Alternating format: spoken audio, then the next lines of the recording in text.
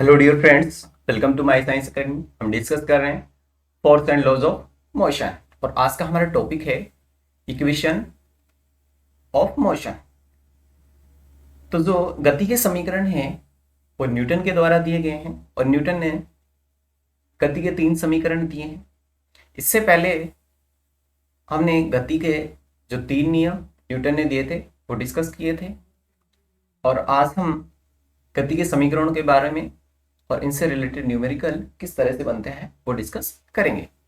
देखिए, सबसे पहले कि जो गति के समीकरण हैं उनका हम यूज कब करेंगे कि जब कोई वस्तु सीधी रेखा में एक समान त्वरण से चलती है और एक निश्चित समय अंतराल में समीकरणों के द्वारा उसके वेग, गति, त्वरण और उसके द्वारा तय की गई दूरी के संबंधों का जो हम अध्ययन है गति के समीकरण के द्वारा करेंगे। यानी कि जो एक्सेलरेटेड मोशन है, यानी कि इस कंडीशन में वस्तु का प्रारंभिक वेग, अंतिम वेग ये कुछ ना कुछ होगा। इसके अलावा उस वस्तु में एक्सेलरेशन होगा। तो इसके लिए हम इन समीकरण का कैसे यूज करेंगे, तो पहले समीकरण देखते हैं। देखिए, गति का जो पहला समीकरण है वो होता है v equal to u plus a t. यानी कि कोई जो वस्तु है उसको हम स्वतंत्र रूप से गिरा रहे हैं। यानी कि हमारे पास कोई, जैसे यहाँ बॉल है, ये एक बॉल है और इसको हम नीचे गिरा रहे हैं। तो जब ये बॉल हमारे हाथ में है तो इसका जो इनिशियल वेलोसिटी है यानी कि प्रारंभिक वेग क्या होगा, u इक्वल टू 0। इसके बाद जैसे इसको हम छोड़ेंगे तो इसकी जो वेलोसिटी क्या होगी, बढ़ती जाएगी। यानी कि इसमें एक्सेलरेशन आ जाए और ये ग्राउंड पे गिरने से पहले जो अपनी मैक्सिमम वेलोसिटी है उसको प्राप्त कर लेगी, यानी कि v। और ये जो डिस्टेंस है इस दौरान इसको कुछ समय लगेगा, तो वो हम t मान लेते हैं। तो इसमें हम इक्वेशन फर्स्ट का यूज कर सकते हैं।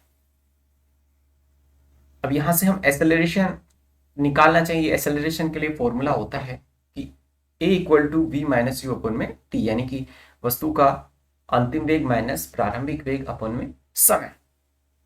नेक्स्ट देखिए, गति का दूसरा समीकरण विस्थापन को व्यक्त करता है। यानी कि देखिए, ये जैसे ये बॉल हमने यहां से हाथ में से गिराई तो यहां जो ग्राउंड है ये हमारा, तो यहां तक पहुंचने में इसने मान लो s दूरी तय की और इसमें लगने वाला समय t हो, तो उस कंडीशन में ये दूरी के लिए क्या फॉर्मूला होगा, s equal to u t plus half a t square. तो इस तरह से हम न्यूटन की जो गति का दूसरा इक्वेशन यहां यूज कर सकते हैं। थर्ड है v square equal to u square plus 2as, या फिर कई जगह आपको इस तरह से देखने को मिल जाएगा, v square minus u square अपन में 2as। अब इसके लिए कुछ स्पेशल कंडीशन का हम यूज करेंगे कि यदि वस्तु को विराम अवस्था यानी कि रेस्ट से गिराया जाता है, यानी कि कोई वस्तु मेरे हाथ में है तो उस कंडीशन में उस वस्तु का प्रारंभिक वेग क्या होगा, 0 होगा। यानी कि ये रेस्ट से प्रारंभ कर रही। अब इसके बाद जैसे हाथ से छोड़ेंगे तो इसमें कुछ ना कुछ वेलोसिटी आ जाएगी, यानी कि फाइनल वेलोसिटी इसकी कुछ ना कुछ होगी। दूसरा केस होगा ब्रेक लगाने पर या टक्कर की बाद। यानी कोई गाड़ी चल रही है तो उसमें इनिशियल वेलोसिटी यानी कि प्रारंभिक वेग u वो कुछ ना कुछ होगा। अब जैसे ही ब्रेक लगाएंगे तो उसका जो फाइनल वेलोसिटी है यानी कि v क्या हो जाएगा, 0 हो जाएगा। ऐसा ही दो गेंदें जब टक्कर करती है या फिर कोई भी गेंद है अगर मान लो दीवार से वो टक्कर करती है और टकराने के बाद रुक जाती है, तो अगर रुक जा रही है वस्तु यानी कि रेस्ट में आ रही है बाद में, तो final velocity v equal to क्या होगी, 0 होगी। अब कोई वस्तु है, उसको हम ऊर्ध्वाधर दिशा में गति कराएं, यानी कि उसको ऊपर की ओर फेंकें या फिर ऊपर से नीचे की ओर फेंकें, तो उस कंडीशन में उसमें जो त्वरण होता है वो गुरुत्वीय त्वरण होता है। तो कोई किसी वस्तु को यदि हम ऊपर की ओर फेंक रहे हैं या ऊपर की ओर कोई वस्तु गति कर रही है, तो उस कंडीशन में जो जी है वो हमारा नेगेटिव होता है। इसके अलावा जब वस्तु नीचे गिर रही है तो उस कंडीशन में जी का मान पॉजिटिव होता है। नेक्स्ट देखिए, यदि कोई वस्तु नियत त्वरण के प्रभाव में गति करे तो पहले, दूसरे, तीसरे सेकंडों में तय विस्थापनों का अनुपात बताइए। तो देखिए, इसके लिए एक आसान सा फॉर्मूला है, h equal to u plus half a by two two n minus one, जहाँ हमारा u प्रारंभिक वेग होगा। अब किसी वस्तु को हम, जैसे हमारे हाथ में है और उसको हम गिरा रहे हैं, तो जब तक हाथ में है तो उसका प्रारंभिक वेग क्या होगा, 0 होगा। उसके बाद वो मुक्त रूप से गिरेगी, तो उस कंडीशन में u तो 0 हो जाएगा। अब जिस पहला सेकंड यानी कि n का मान 1, दूसरा सेकंड यानी n का मान 2, तो इस तरह से ये क्या होगी, पहले सेकंड के लिए इस फॉर्मूले में पुट करें तो u इक्वल टू 0 होगा सब में, a बाई टू, n का मान 1, तो ये हो जाएगा a बाई टू, दूसरे सेकंड में 3a बाई टू और तीसरे सेकंड में 5a बाई टू। तो S1, S2, S3 जो विस्थापन है उनका अनुपात क्या होगा, 1:3:5। नेक्स्ट देखिए, एक ट्रक विरामावस्था में किसी पहाड़ी से नीचे की ओर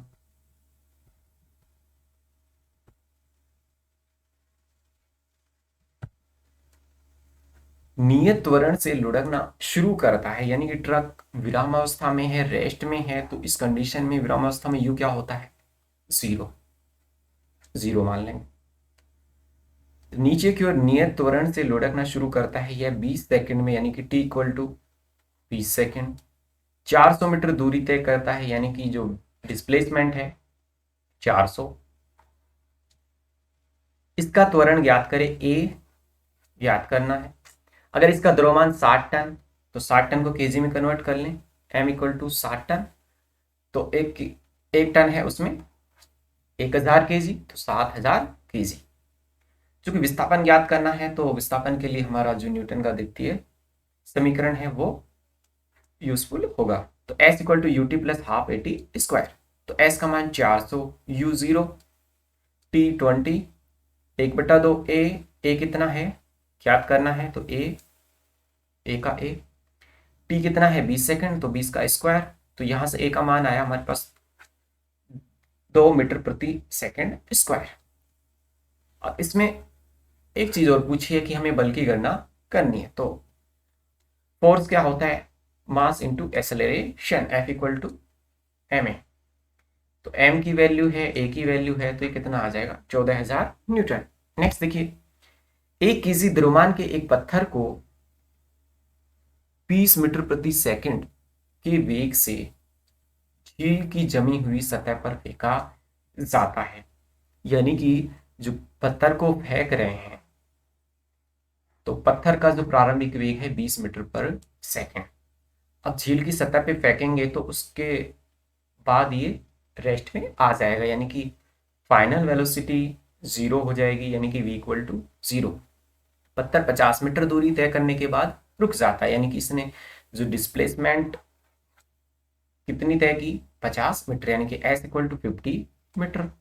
m 1 kg है। एक्सेलरेशन पता करना है, और जब एक्सेलरेशन पता कर लेंगे तो फिर इसके बाद में हम जो फ्रिक्शन फोर्स है यानी कि बल का मान ज्ञात कर सकते हैं। तो देखिए, न्यूटन की गति का तीसरा समीकरण लगा लें यहाँ,